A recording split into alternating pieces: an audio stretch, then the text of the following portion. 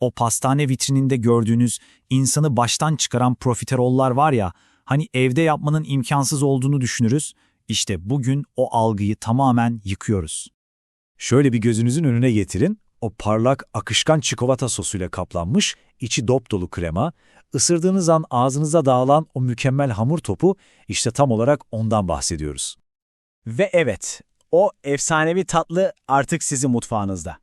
Gerçekten de bu Fransız klasiğini evde yapmak sandığınızdan çok ama çok daha kolay.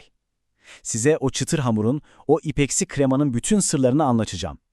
Kendi mutfağınızın şefi olmaya hazır mısınız? O zaman haydi ilk ve en önemli adımla başlayalım. Hamurun kendisiyle. İşte her şeyin başladığı yer, işin asıl sırrı.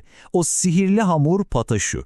Profiterolü profiterol yapan, o meşhur çıtırlığını ve içindeki o kocaman boşluğu yaratan şey tam olarak bu hamur.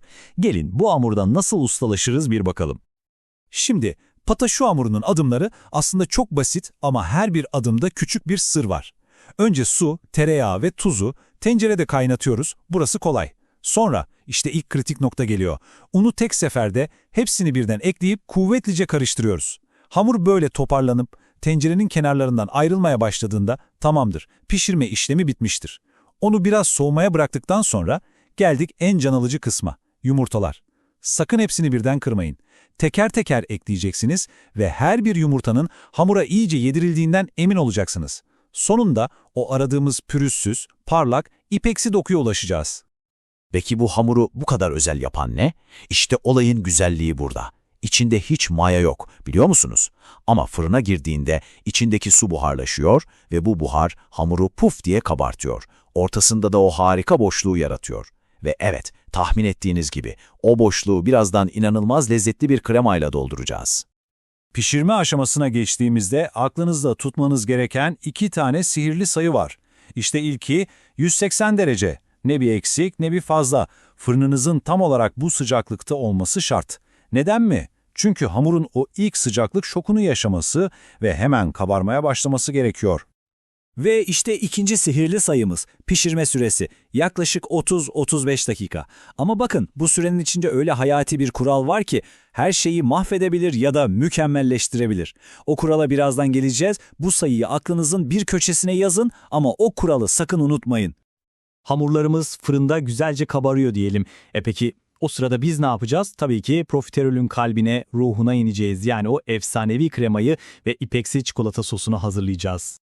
Pastacı kremasının en büyük sırrı ne biliyor musunuz? Pürüzsüz olması. Topaklanma falan istemiyoruz. Bunun için de bütün malzemeleri tencereye alıp kıvam alana kadar sürekli sabırla karıştırarak pişiriyoruz.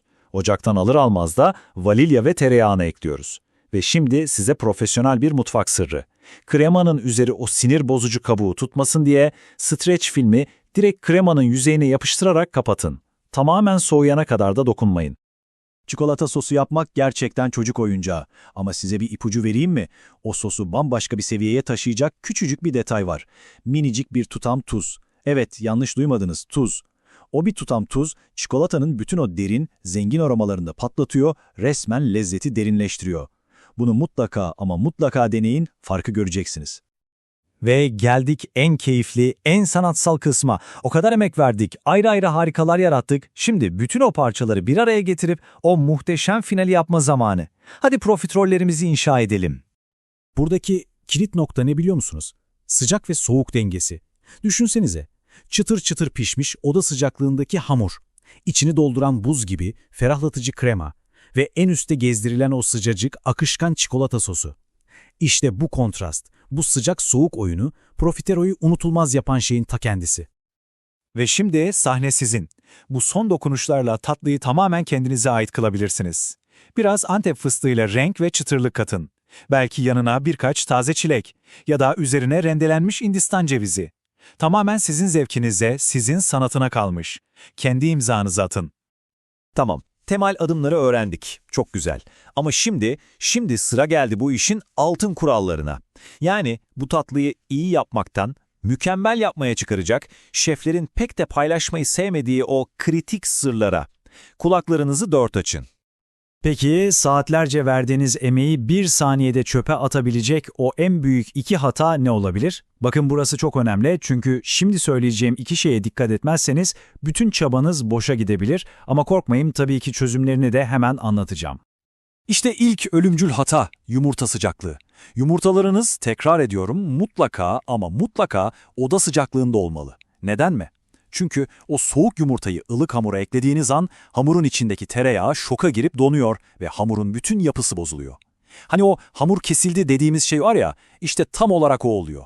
Pürüzsüz bir hamur istiyorsanız bu kurala uymak zorundasınız. Ve geldik en hayati, en kritik kurala. Bu bir tavsiye değil, bu bir emir. O fırının kapağı ilk 25 dakika asla açılmayacak. Eğer o kapağı açarsanız, içeride hamuru kabartan bütün o buhar basıncı bir anda pıs diye kaçar ve o güzelim puf puf kabarmış hamurlarınız gözünüzün önünde söner, çöker. O yüzden ne yapıyoruz? Sabrediyoruz. O kapak kapalı kalacak.